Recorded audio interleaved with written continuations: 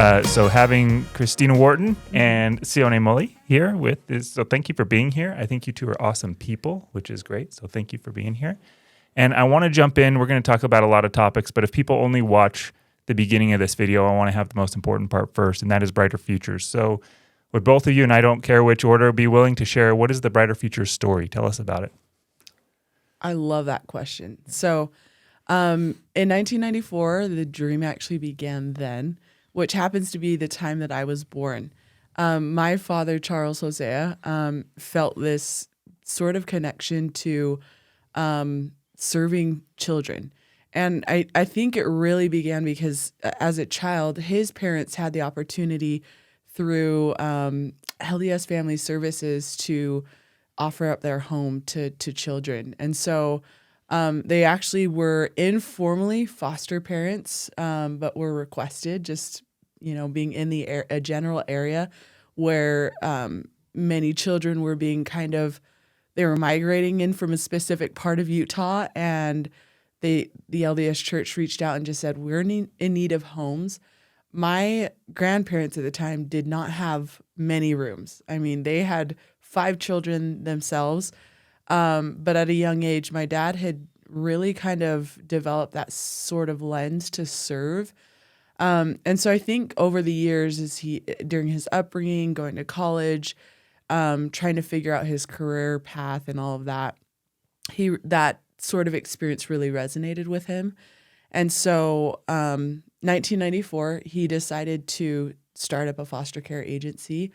And since then, I just think it's evolved. We've gotten to serve hundreds of children, and we serve children with disabilities. We serve individuals with mental health challenges, a lot of children that come from hard backgrounds or hard places that have gone through complex trauma. And so the spectrum of children and their needs are pretty diverse, but I would say the most common thing that we see as we serve our children are definitely individuals that come from hard places. And so that's the story of Brighter Futures in a nutshell. And obviously there's a lot more to it, but I would say that over the years, one thing that I've absolutely loved learning about how Brighter Futures has grown over the years is it has truly become inside our employee hub has become a big family setting. Like, we serve children and families all day. But if you go internally to the core, I think the story that you find nowadays is it's very family centered. You'll go into the office and there's children playing, and you'll see mothers caring for their babies, and you'll see like baby cribs and, pack and plays in offices, and baby food and breast milk inside the freezer. And so I think as you ask the question, what's the story of Brighter Futures? I would say, for the last 5 to 10 years, it has really evolved into a beautiful family-oriented story. That's awesome. That's super cool. I'm going to move this just so I can see you a little bit better. No worries. And then, Sione, how did you get connected with Brighter Futures? So when I was serving a LDS mission in New Zealand, my brother Etu was actually working already over there. And so when I got home, then I went to school with the Hoseas, so I grew up with Tina and all her siblings. And so when I finally got home on the mission, then he was like, hey, I'm doing this foster care thing if you're interested in joining. And it's with all the Hoseas, you know them. And I was like, sure. So I went on board, and then I started as like a one-on-one day support guy and just had one kid to myself, and then I had 2, and then I started to go and track other kids and do other services, and then I just started to fall in love with seeing the progression of kids to go home or seeing them actually improve in their home, and it was such a great thing to see for myself. So I was like, this is something I feel like I'm really good at and something that I could probably see myself doing for a long time now. That's awesome. And so your role is president, CEO. I don't know what the official title is, but I know. I'm like, honestly, we don't believe in titles in our agency because we believe in influence. So formally, yes, I'm the current CEO, but I'm just a part of the family. Yeah. So. Well, so what does that role look like? Is that just the overall direction of the agency, strategic partnerships? Like, what does that look like for you? That is a great question. I would definitely say for the last 2 years that I've gotten to sit in this role, it's evolved over time. And due to some of the other leaders that have joined our company, which has been so beautiful. For example, Haley Moli, which is actually Sione's wife, she's joined the team, the executive team. And I think with the vision that we're moving forward with, it's actually evolved my role a lot more, which has been very, very exciting for myself and healthy. But overall, what I do is the overall guidance and direction of the agency and where we're hopeful to go. We decided in the last 2 years that one big important thing that we want to push is increasing our outreach. We truly believe that the setting that we've created and procured in our office is not one just for ourselves and even just for our industry. I know that many feel challenged to come to work and feel like it's not a place where I feel like I can bring my children and to be a mom and to, we get to our workspaces and we park some sort of our personality or our lifestyle outside in the parking lot. And we're very inviting. You can come in as an individual. You can come in as an aunt, an uncle, a mom, a dad, a versatile caregiver, and we're very welcoming. And so because of that sort of inspiration and that perspective that I think we've developed as a collective whole, like a family, we've really identified our focus right at this moment inside our executive team is to continue to increase our outreach. And so we really want to permeate across the state of Utah and not just stay locally in Salt Lake. We do serve hundreds of children all over the state of Utah, but we have one central location. And so we're hopeful to, get to Utah County, get to Davis County, San Pete County. And so, again, we have families out there, but we'd like to start establishing, locations in those sites so that we're more accessible to families who need us right then and there. So overall directions, what I do also work with strategic partnerships and identify community partners. Sione actually helps a lot with that. He's literally like my right-hand man. Mm-hmm. And so it's really helpful to have him as a sounding board and just kind of bounce off ideas. But essentially, we identify together who are the community partners that would make an impact on our children. We think about universities that we need to start going into so that we can pair up with, do they have some sort of organization that's helping foster children get involved? And just this last week, Sione and I and our day support team and several other Brighter Futures family members were able to go out to the University of Utah and develop a partnership with an organization called First Star. So our biggest priority right now, and as I've gotten to talk to Sione this last week, it's really to develop those community partnerships. One huge thing that we've been talking about is we cannot do it alone. Mm-hmm. One is too insignificant of a number to make an impact in our community, in our backyards, and in the world.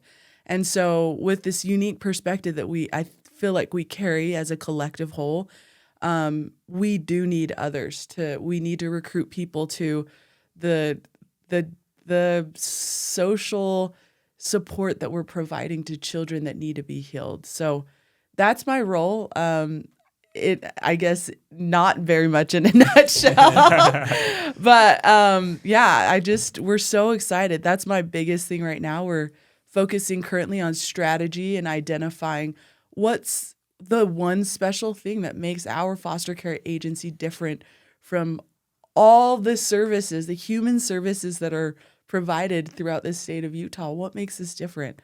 And I mean, just come into our office. Yeah. That's mm-hmm. my invitation. Yeah. Walk into our office, come check us out, and you will see. Yeah. And I think that's the best way to describe it is just come in and look at how our people function, and you will get a taste of that special flavor that we offer. Yeah. So. And I've been there, and the first time I went there, and I don't really know what I was expecting, but I walked in there, and it was not what I was expecting. Because to your point, I was like, oh, there's like kids here, and there's like a play set. I just want to stay in the playroom and hang out there, and then there's just people there with their kids and doing work, and just it very much had that family feel to it. So that was really, really cool to see for the first time, and then every other time that I go there. So. Thanks. Very cool. Sione, what is kind of your role? What do you do there outside So- of the partnerships that we talked about? So my main role at Brighter Futures is I'm a supervisor over supervisors, but I also am inside a world called DSPD, so the Department of Services for People with Disabilities. So my main focus is helping that section of our company, and their main thing for that company for DSPD is they really want to focus on people with disabilities and autism and helping them recognize that their disabilities doesn't define them. And so what my job is to help them find resources outside of the home that can help them become more independent, like working normal jobs or going back to school, things like that, where people are telling them that they can't because their disabilities are just too great for them, but really their disabilities just isn't there to stop them. It's to help them along the way, and our job is to help them recognize what do you need from us, whether that's budgeting for yourself or buying your own food or groceries. Like, we're just there to help them out and help them see that they can just be as normal as anyone else, even if they have diagnosis. So that's pretty much my role in the Shore South, but I also plan for parties, if you didn't know that. Nice. Honestly, he is the culture champion in our Yeah. organization. Like, if I had to give a fancy title to that, that would be it. Yeah. He is a gatherer, and he is so good at bringing our people together and really demonstrating the culture in our organization. And honestly, that's why he is where he is. He is the just do it guy. But really, I would say he's such a gatherer. He's able to pull in people's strengths. And he calls it party planning. And I'm like, that is such, you've got to find something else, because he does much more than that. Like, when you go in and party planning, he does it with intentionality and strategy. He knows people's strengths, and he also knows where to strengthen people's weaknesses and gives them opportunities to grow inside of a really fun, engaging environment. And so this guy is the just do it all guy. And your TikTok dances they're beautiful. We do love TikTok dances. We Get do. it. Follow them on TikTok, Instagram.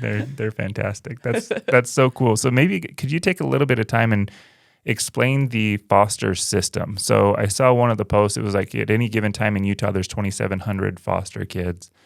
How does somebody end up in the foster system, and what does their life look like? And then how do you step in to help? That is a great question. Would you like me to answer it? Yeah, go ahead. We can tag team this too. Yeah. Mhm. We've been involved with this for quite some time, so it's, anyways, we're well versed in this. Yeah. So, it can happen for several different reasons, and some, one is not, I guess, the population that we currently serve right now, or the biggest size of population of children that we serve inside the agency. They truly do come from hard places, either neglect, abuse, malnutrition, maltreatment in the home. And so for whatever reason inside their native home, something has happened.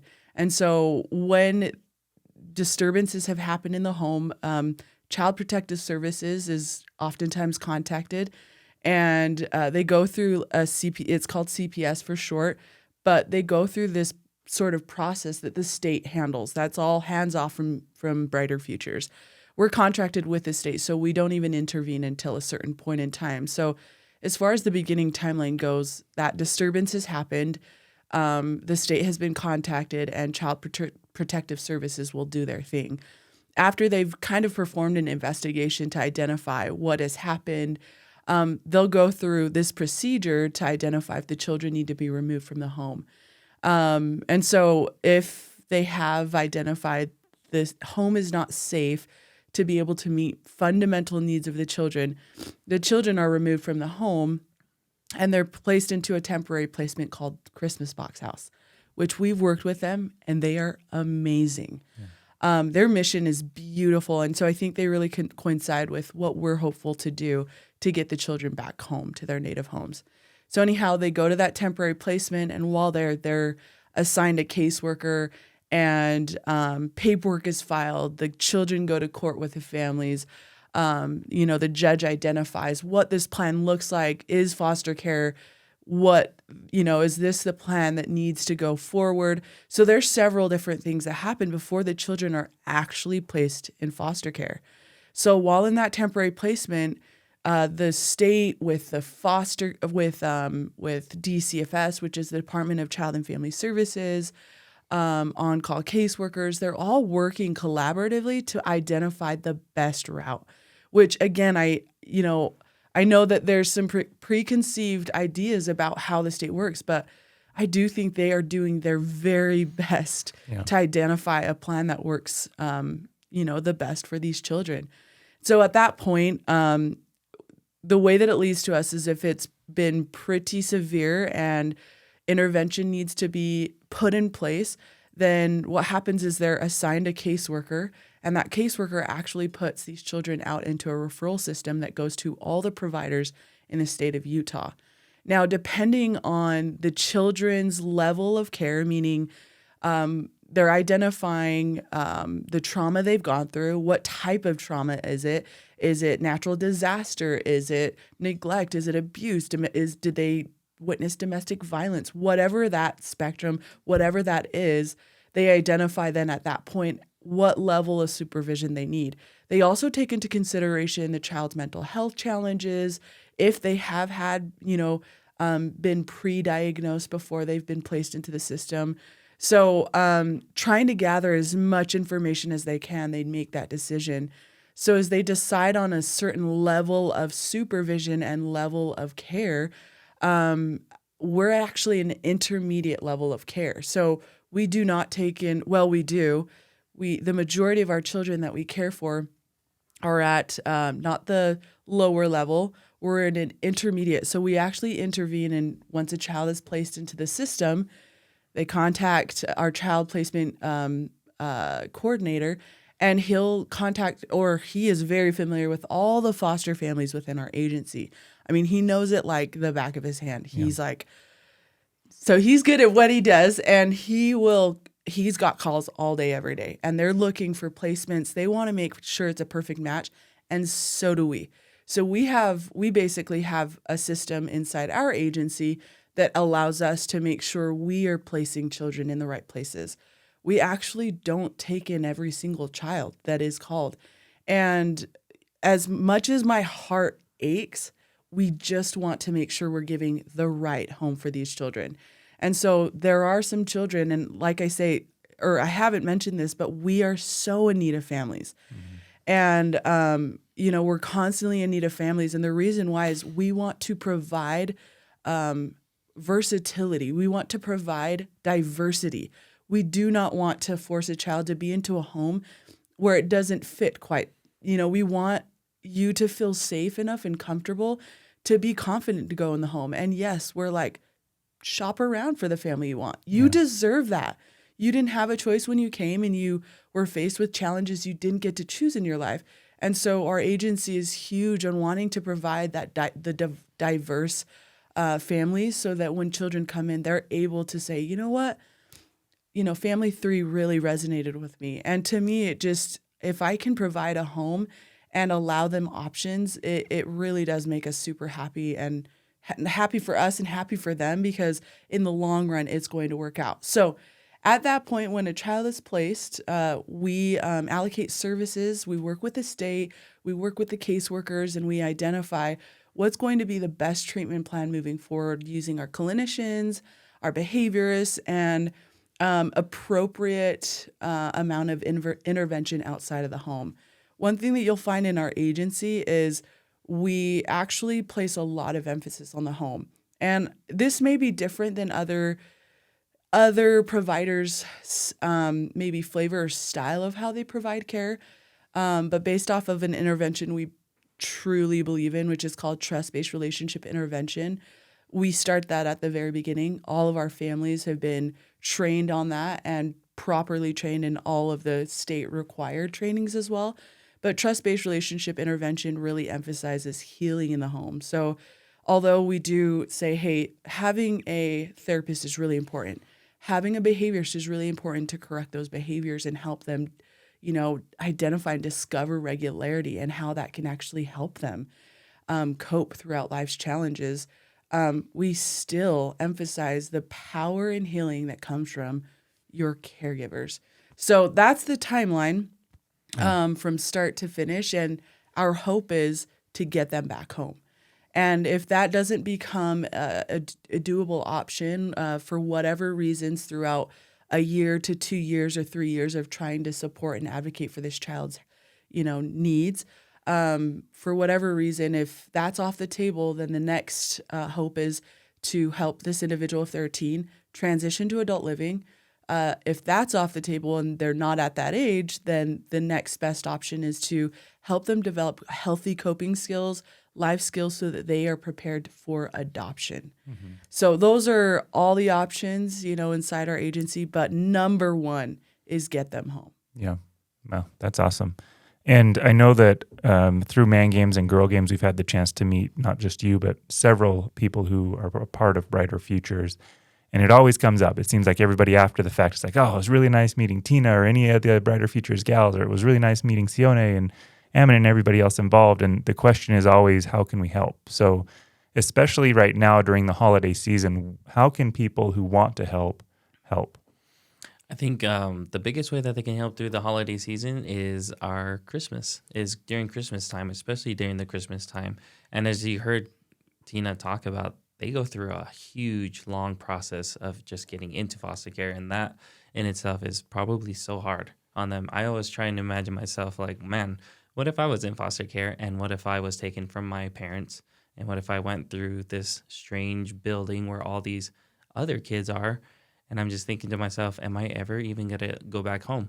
And so even during Christmas time, this is probably the hardest time for them to think about, am I going to go home? Like, what is this going to look like? I'm about to have Christmas with people I've only known maybe for a month or less, and I'm just going to be in my room or something. So the best thing that people can do, especially in this time, is helping us sponsor kids. During 2020 COVID pandemic year, the state funding had really dropped. It has decreased tremendously. And for them to sponsor kids nowadays, it's kind of first come, first serve basis where people are getting funding from the state. But for us, we always try and reach out to the community because we've seen a lot of miracles in doing that. And I think it's helped me for sure myself. I've done this for 3 years now, doing the Christmas sponsoring ship. I've seen a lot of community members come out of the woodworks, just even in my own neighborhood or my family or my friends, and just seeing them bless the lives of these kids and seeing how happy these kids get is truly what I think it's a miracle, because it's these kids going into a lot of trauma. So for me, if I was to ask for one thing from the community during this holiday season, is if they would open their hearts. And, for them, they would probably say open their wallets. But I would say more of their hearts, because, again, it's coming from the heart. You're giving a gift to kids who probably have never received one, and just taking a list. We have a lot of lists. We have kids who write individualized lists, and they have 3 needs and 3 wants. And they give it to us, and we send it out to the community and see who out there is interested in taking a list and blessing the life of a foster child. How do they get in contact with you? Is that through the website? Should I put up your personal cell phone on this? Or what's the best way to do that? Yeah, if you go on our website at bfinc.net, there is a little section on how to give. Mm-hmm. And not even this holiday season, there's options to donate any time of the year. When they go back to school, when they're getting out of school, like they move from homes to homes. So a lot of them actually just put their stuff in garbage bags. And I don't think a lot of people know that, but yeah, they just stuff all their stuff in garbage bags. And for me, that just kind of tells me that's how they view themselves, is how they treat their things, is they just stick it in garbage bags, because they probably feel like it's just another day taking out the trash for some of these folks who can't really hold them into their homes. So they think they're just trash, and so they put it in trash. So if people want to, throughout the year, just donate simple bags, duffel bags, or backpacks, or hygiene kits, anything like that, they can go on our website, and there's a section where they can do that. But yeah, Brighter Futures has a website, bfinc.net, and then it's a section, how to give. And then if they go there, then they can see where they can help us out the most. That's super awesome. And I know that the community, the smaller community that we have with Man Games and Girl Games, we have a few people that are definitely interested in that. I know that our family is doing that this year with our kids. Again, just that perspective of what these kids are going through just really hits home. And so sponsoring kids is something that we're involved in, and then also our extended family. So we're really excited for that. We have most of the stuff already ready to go. So thank you for opening that opportunity to people who want it. Thank you for that's awesome. taking the opportunity. No, You no, guys took a lot. it's great. That's super kind of you guys. Well, and Brighter Futures has been and we can dive into this now, it's been a huge support of man games and girl games. Like a lot of the stuff that we do wouldn't have even happened without you. So any way that we can give back, that's what we want to do. And whether that's, again, through this sponsorship, I know that a couple of our participants have asked about what is foster care, what does that mean for me if I wanted to be a foster parent? So I think that we want to try to help introduce you to as many people as possible because of what your mission is. But Sione, he's tied for the most Man Games appearances. He has the longest active streak of consecutive Man Games appearances. Are we surprised? So he's a pillar in the Man Games community. Everybody loves him.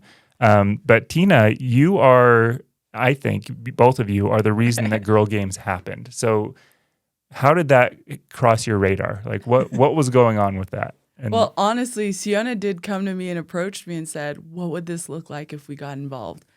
I immediately jumped on. I honestly, inside the culture of our agency as well, we are so inviting of innovative ideas and thoughts.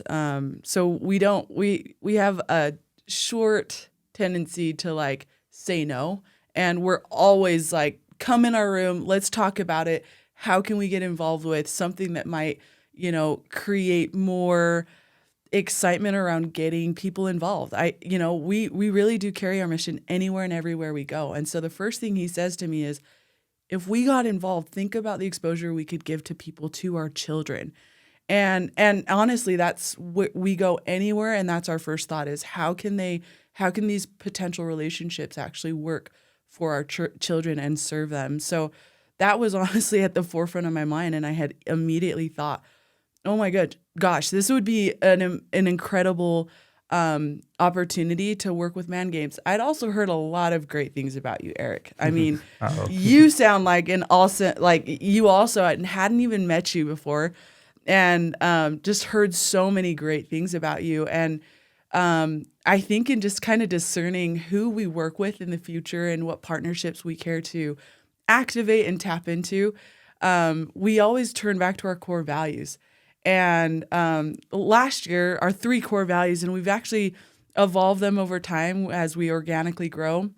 We want to make sure that we work with our team to make sure that we're in alignment with our core values. So they've changed as of recent, but the 3 core values we had last year were exceeding expectations. So anyone that comes through our door and is wanting to work with Brighter Futures, that job description is the baseline, and you are going to shoot for the roof because children deserve more than just the baseline. Second thing, the second pillar or core value that we were focusing on last year was believing in people. And to be honest, your mission of creating Man Games, it is truly believing in people. It's believing in organizations. It's bringing and gathering people and sharing your causes, sharing what you believe in. And I feel like that synergy, that was so enticing to me that I could not participate. Seeing the experience that Sione had gotten involved in with Man Games, we started talking about it, and I'm like, we got to get girls involved in this. Girls are really competitive. We are competitive by nature, and so it's just fun to have that part of womanhood just activated again, and so to come together and see like-minded individuals do something fun outside of the norm of, what we do in our typical industries. It's like, oh yeah, I did once upon a time play basketball, or I did once upon a time compete in different things. And so I think that childlike behavior, it still exists. And for Man Games to, create an organization with now women and them getting to come together from all these different parts of the community, I relish in those environments. I love to be with diverse people and to listen to their stories. And that's what it was. I think I expected that because you did that already and you had accomplished it. And then, of course, you procure a one for woman. And it was exactly that. It matched exactly what I was hoping to do. But again, it matched our core values. And that's kind of why we make the decisions that we do. The last one that I didn't mention is accountability. And I think in order to be accountable to our children, we have to look for the best spaces, the best platforms, the best people, community partners to work with. And we do think the world of you guys, especially what you've been been able to accomplish with Man Games and now Man Girl or Girl Games. Yeah. Tongue twister. We also believe in what you're doing. And so it's just, as it came down to why we decided to do it, pure values match. There's an alignment in what we want to do and accomplish in our community. That's so cool. And I mean, we did Man Games, then I was like, we've got to figure out a way to do Girl Games. But I don't know a lot of female athletes. I go to work, I come home, and then I've just grown up playing with a lot of the guys that have come to Man Games or their family or whatever else.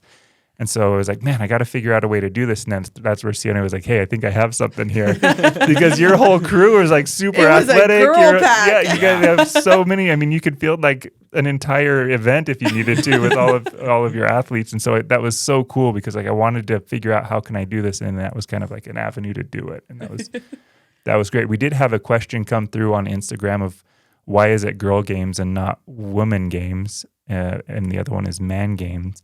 And so just the story behind all that is because I was nervous about that. Of like the name matters. And it does. So I reached out. I talked to my wife. I talked to the women that I do know that are athletes. And then we opened it up on your side as well of like what makes sense, what flows off of the tongue, and it's not a tongue twister. And so that's kind of how Girl Games came about. So hopefully everybody's okay with that. Like I remember that. I do. The name was come up with by women. It wasn't, and then we found a domain that worked. And so there's a lot that goes into that, as you're aware, right? I do remember the website that. and everything else. Like you have to figure out what's going to work. No, that was done methodically. I thought you guys did just the creation, every step. I thought it was very, very wise of you to go back to the women and ask for their perspective and their opinions. Yeah. I thought that was really, really awesome. So perfect. Well, we want to make the event awesome for everybody. And to your point, you're gonna get the chance to compete again and get those competitive juices going. And we've got a video that we're going to release here soon that we can finally release that involves a dodgeball incident. Let's go.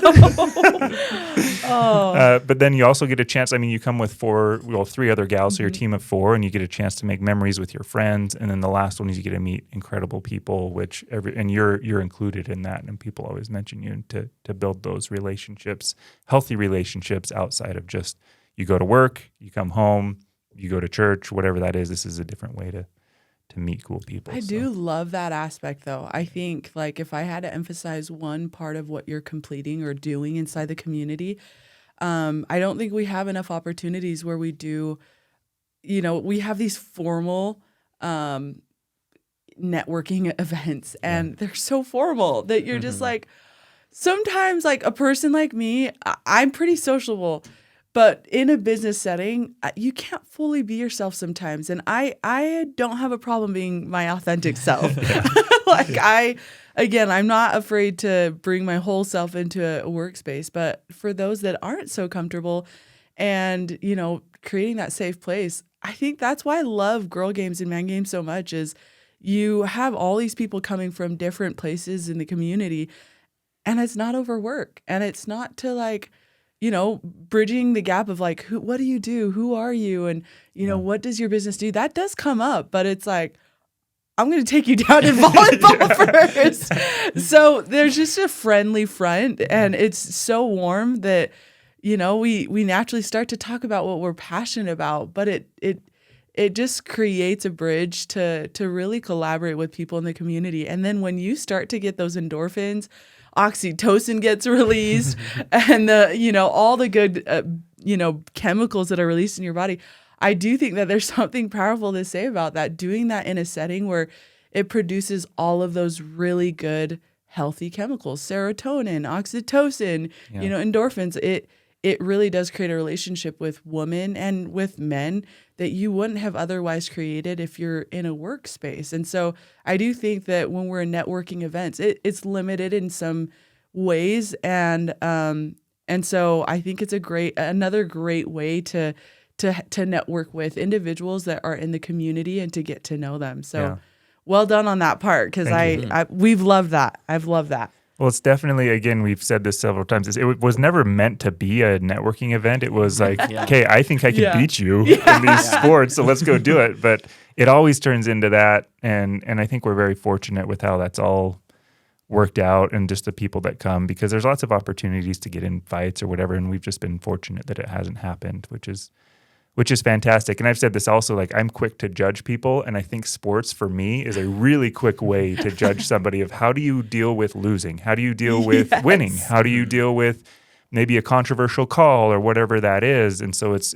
kind of a shortcut to somebody's character for me. And I get a lot of respect for people. It's like, wow, you handled that really well, or you're really good at this, and I want to learn from you. And so that's what's been fun for me. What do you get out of the events, both sides? Because you volunteer for girl games and you participate in all the man games. Oh, man. Well, I think Tina missed on one part when we were talking about why we did girl games. It's just to see these girls smash each other. That's all I was there Pure for. entertainment. I was like, I just want to see you guys get angry. Because I haven't seen, like Eric said, we haven't seen anyone really get in a fight. I think my first year we were close. We had a close call my very first time man games, and that was just basketball. And of course, you have those controversy calls. But yeah, when my experience with man game, girl games, I think I just love seeing, again, people just come from different workplaces. But then when you're in like this athletic sense, it's so fun just to see people compete. And you're like, oh, what do you do? Like, you just kicked me in the face, but you're a lawyer. Like, you just broke your own rules. I'm talking about Kyle because he decked me in the face with a dodgeball. And I was like, okay, I'm suing you. You'll hire one of his other teammates who's an attorney. Exactly. So I was like, man, but again, it's like Tina said, it's still fun to talk to people and just see like, hey, what do you do for work? Some people are business owners, and it's fun to see like, hey, how did you even come up with that idea? And some of the women, they do a lot of things themselves. And I'm like, gosh, it's so crazy to be surrounded by people who have a winning mindset. Yeah. And we're all competitive. I hope all of us are competitive, because you need to be competitive to do certain things in your life. But yeah, I think I've enjoyed it a lot, just seeing you create man games, and then just kind of being in there from the first time I was there and to where it's grown now. Like, we have all these men, and then doing girl games first time this year, which is so crazy. I feel like it was last year, but it's this year. And again, just connecting with the girls and talking to them and seeing them on their own social media. And a lot of them, again, are moms, and a lot of them have a big family, and then they just come and show up and just play sports for 2 straight days. And then they go home and continue with being mothers and doing what they do. And it's just like, wow, like, we really can do this again.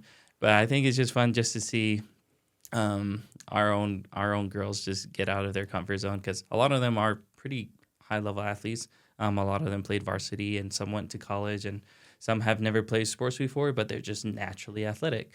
And so just talking to even some of the older men and girls, not too old, I'm not going to say how old they were, but just seeing like they're still crazy athletic. Yeah. And they go back home and they just continue on with their amazing parenthood life. And I'm like, wow, these people have stories. And I think that's also the cool part about Man Games is everyone brings a different story. Yeah. And so you just hear all those stories, and you get to be a part of those stories, and then you follow them on Instagram and Facebook, and you continue to follow their journey, and they follow yours, and then you just build this lifelong relationship. And I think that's probably my favorite part. Yeah. It's just knowing that you have these people in your life for the rest of your life.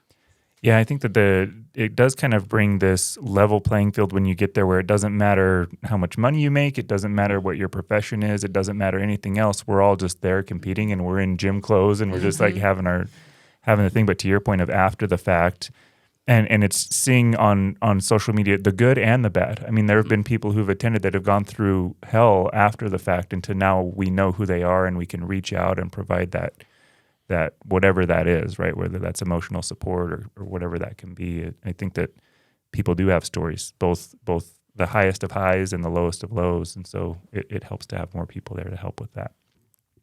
So again, you're a huge sponsor. I'm always nervous about whether it was worth it for the sponsor of like, cause whether that's money in this case, or whether it's the swag items or whatever it is, it's always so nerve-wracking for me. It's like I really want to make sure they get something out of this so that it's helpful. So I hope that this year was a good thing for you, and that we can continue to push that for you and help people. Absolutely. And to answer that question that was probably rhetorically just asked, it really is. Yeah. It really has been worth it. If I had to continue to fuel this in whatever shape, way, or form, I would.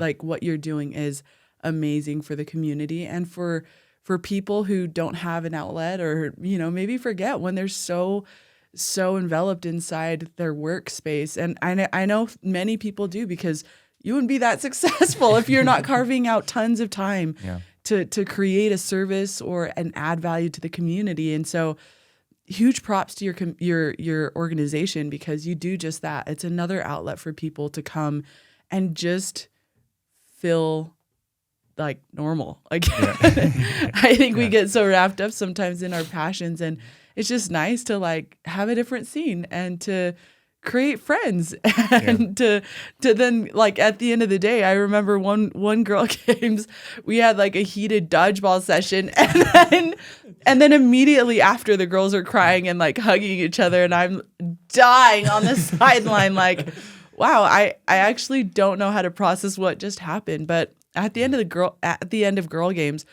everyone was so cordial, and more than just that, we were really good friends. And having sort of the award ceremony at the end was just like the last hurrah, and it was kind of sad to end that. But because you guys are doing that, more than once a year, it's something that we look forward to and are excited to figure out, okay, who do I have to get on my team to win? So totally worth it, whether that be for the friendships or just even supporting a great cause in the community. So, well, we appreciate you. And so I got to ask, when's the next girl games going to happen? That's a great question. We've been chatting about it. So as you can see, I am pregnant. And so I'm like, there's no way they're going to plan it in February around that time, because that's my due date. And so we've been chatting, Haley, Sione, and I, and a couple of other girls inside the agency. And we're thinking maybe perhaps around May, just because it gives us some time to rest our bodies. But then I'm like, I'm kicking it into gear. The doctor prescribes at least 6 weeks, but I'm like, I think mentally I can prepare myself earlier than that. So we're thinking maybe around that time. Okay. For liability reasons, let's make it at least 6 weeks. just on the air, guys. I really am waiting 6 weeks. Okay. So. Well, that's breaking news. 6 weeks from February. What is the actual due date? So it's actually Valentine's Day. All right. All right. So 6 weeks from Valentine's Day. Breaking news. Heard it here first. Girl games will be happening probably in May. So just plan for that. So that'll be awesome. Bring your A game. Yes. Man Games is right now. We're going to do qualifiers in January, and then the Man Games event will likely be in April. So we'll see how that goes. That's awesome. So we have a couple of questions from Instagram, and we'll do this real quick because I know that you've got places to be. Most of these are just silly. The first is be kind to us, okay? The first was Caitlin was talking with Noelle, and your name came up, and so Noelle said, and so I did this quote. She said, "I like Sione. I'm glad Haley married him." So our daughter thinks the world of you. I love Noelle. So here's the first one. How did you feel about the Liver King being exposed for steroids? Did you hear anything about this? Who's this? The Liver King? Okay, you're going to have to look up the Liver King. Liver King, I got to know that. Yeah, I think I've got to do some research on that. That one is something great question else. For a different audience or setting. Have you ever figured out how many licks it is to get to the center of a Tootsie Pop? I tried it once, and I cut my tongue. And so I said it was not worth it. So, no, I have never discovered it, but I'm pretty sure somewhere out there someone has, like, I don't know. But yeah, poor tongues. Honestly, and I'm super impatient. So I get to a point where I'm like, oh man, just bite the dang core. I get it. I totally get it. Let's see. I want to ask you this, Tina. Who would win in a fight, Sione or Ammon? Oh my gosh. Honestly, I'm just laughing because I'm just They're both like the nicest guys in the They world. are. I honestly can't imagine a fight between the two. All she hears is us just laughing all Literally. the time. in the Guys, office. so Ammon is so fun to have in the office. If you guys, for those that don't know who Ammon Finau is, he really does bring a light into the office. He is naturally a caregiver. He's the first question you'll probably hear as he comes in. He doesn't get straight to work. He doesn't go straight to his desk, which is fine for individuals that do that. He's the first to like socialize with the front desk, the secretary, then the next person to the secretary. And if there's people in the lobby, he's saying hi, and he's just such a social butterfly.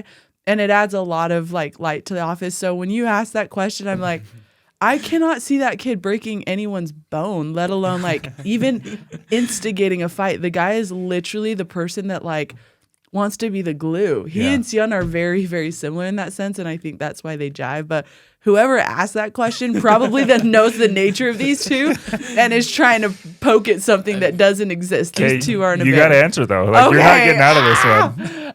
Close your ears. Close your ears, Sione. I already know who it is. Take the headphones off and plug your ears. In a fight, I think. Oh my God! There's a lot of pressure, isn't there? Don't push me against the wall with this one. Okay. Just say Initially, it's me. That's all you initially, gotta say. I would say Sione would probably win off of strategy, and then I think that Ammon would pull something like, "Oh, I'm hurting. Oh, this is like pull that and then pin him down," and so then it's flipped. So I feel like they both have a good chance. Maybe Ammon, maybe So Sione in the beginning, Sione but I starts think strong. at the end, I think Ammon maybe because Sione really is like he's got a soft heart. Yeah. And I could see him losing just to lose. You're like, for oh, hold Ammon. on. He would actually Totally. start, I guess you Totally. haven't seen me playing man games because I'm going He's for like the crotch first, you know. different Yeah. character. Or different Call of character. Duty, for sure. Yeah. What do you have a rebuttal? Do you have a response? I honestly think I could win in Ammon, but for as long as if we're doing like strength wise, Ammon would demolish me. Ammon would just destroy me. And if you didn't know, Ammon Finau is the son of Tony Finau, so Unofficially. unofficially. In a really short version, how would you describe why you are still in the foster care world and agency? Love that question. I would probably say so. Tina did bring up the 3 core values we had last year, and the one that I loved the most was believing in people. And so the reason why I am still in foster care foster care work is because I truly believe every person has a chance and every person has potential. And so the reason why I'm saying that is because Tina and her family have always believed in me, have always pushed me, have always done things that I was like, I don't think I can do that. And they're like, yeah, you can. And they put me in positions where it made me uncomfortable, but then it made me realize, like, I can do that. And so for me, foster care kids, when I look at them, I'm like, you really can do things that people are telling you can't. And I truly believe that. And I truly want to just believe in every single kid that walks into our office.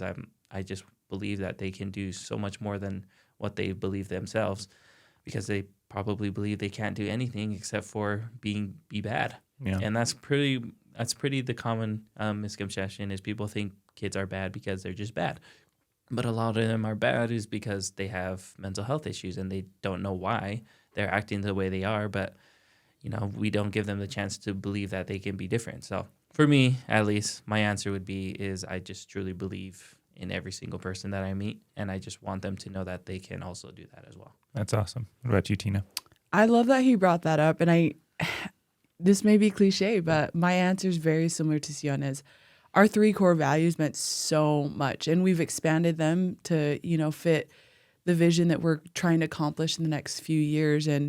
And so I wouldn't deviate from what he just said. I think that, throughout our lives, we've had some sort of mentor or caregiver or friend that has supported us along our trials and our challenges.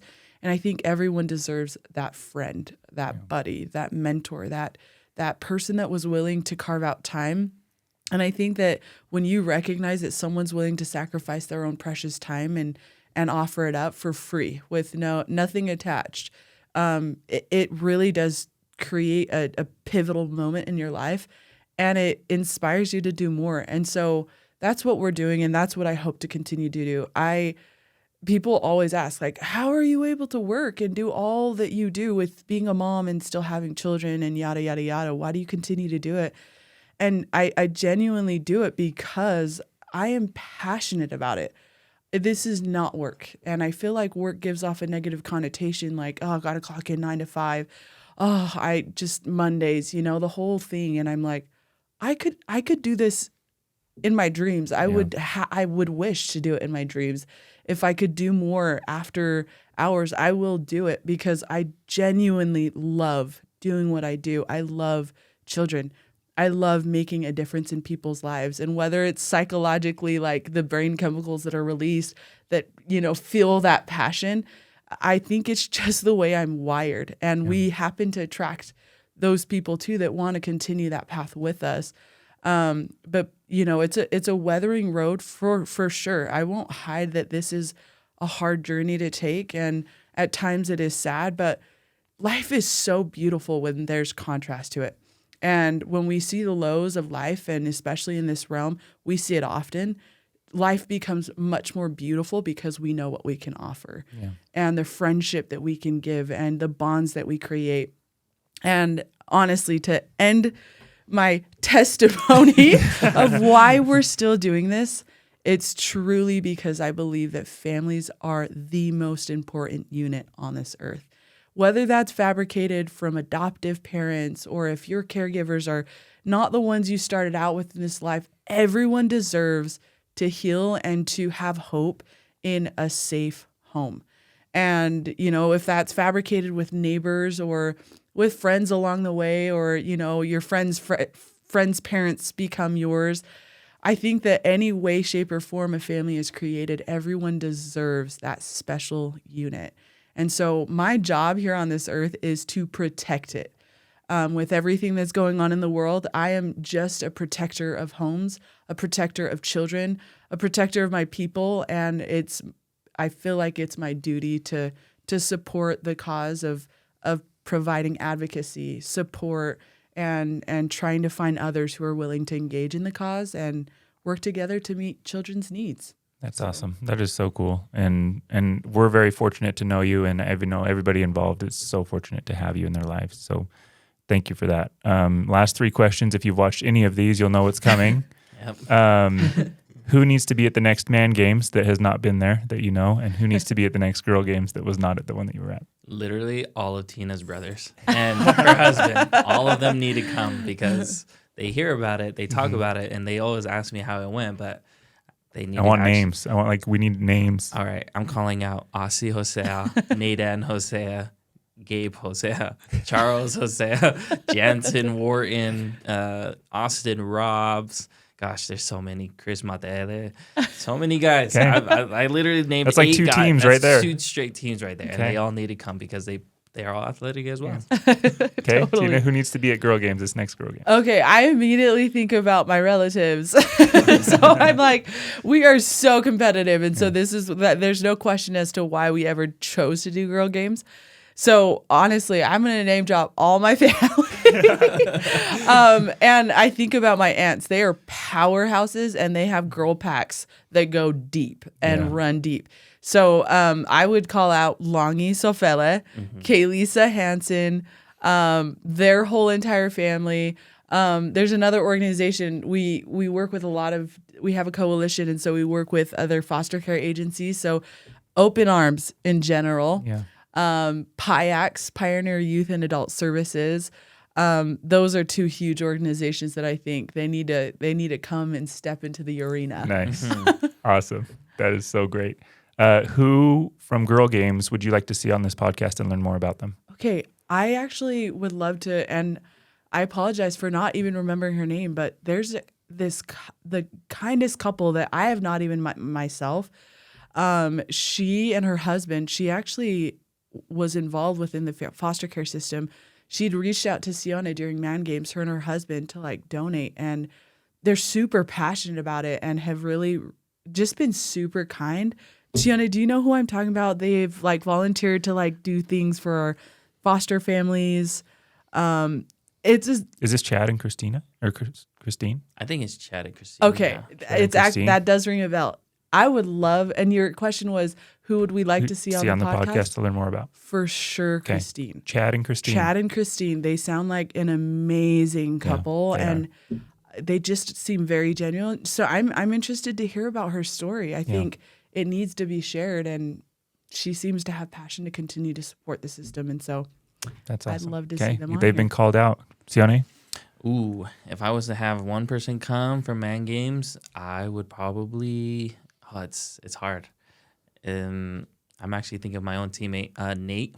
I would love to hear from Nate. That guy was hilarious. Because you met him Yeah, because of Man Games. Yeah. He came on your team. Yeah, he was just a guy that didn't have a team, and we took him on. But the whole time doing Man Games was just super awesome, a super funny guy. Like, he is actually probably, he's one of those guys that you're just like, oh, this guy's kind of like, you look at him and you're like, wow, this guy's probably just a normal talking guy, but he's like cracking jokes. He's hilarious. he's really funny, and he was really good, really good athlete. So, and I would love to hear more about his story. We talked to him a little bit, but I think everyone deserves to hear more about Nate Goodfellow. I got a lot of history with that guy. So all right, last one, and then we'll let you go. What does it mean to you to be a man? And then yours will be, what does it mean to you to be a woman?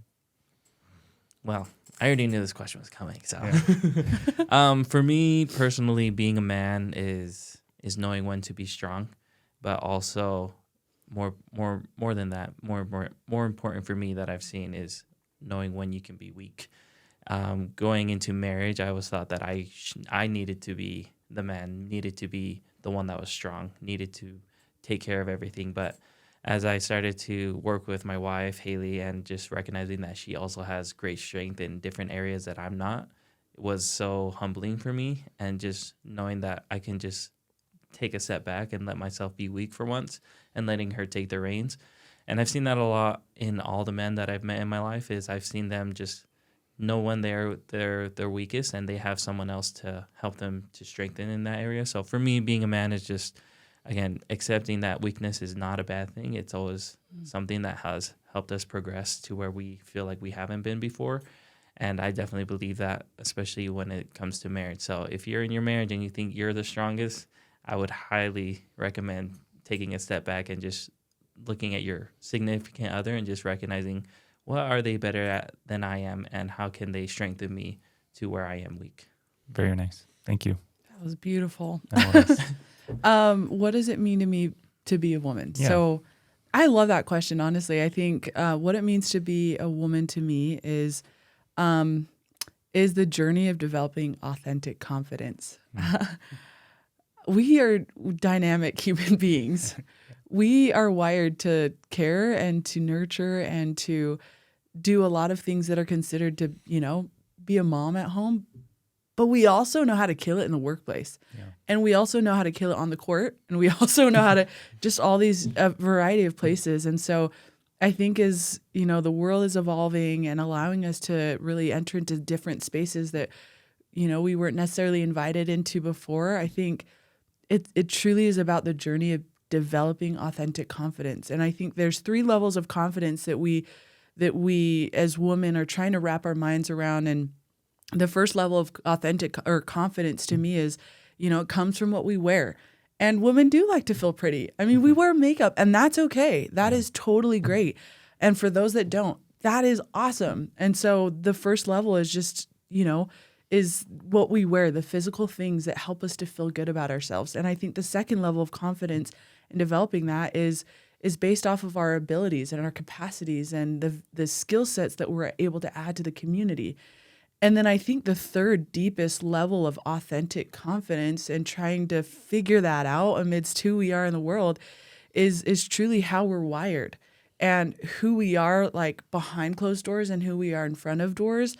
But I think it's discovering who we, where we came from, who we are, meaning, our ancestors, who we are now, and then who we want to continue to become. And so that constant journey of trying to discover our, and really develop that authentic confidence to me is what womanhood is. And as we identify that and discover and really figure out that authentic confidence in ourselves, we go into any place and you can be as confident as you can without the physical things, without even relying on the skills, your communication style, because you just know who you are. And so I think that's what womanhood is. It's once we find that, I think women just gravitate to each other. When they find someone that has that authenticity and is willing to bravely go into a place and authentically show who they are, it is like the happiest thing for me. But we need to help other women do that.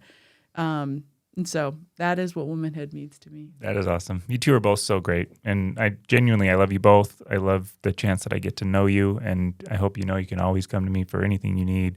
Super excited to help these kids during Christmas and then into the future. So thanks for spending some time with me, and we'll put this out there into the world. Ooh, Sweet. Thanks for thanks, having Eric. us. Yeah.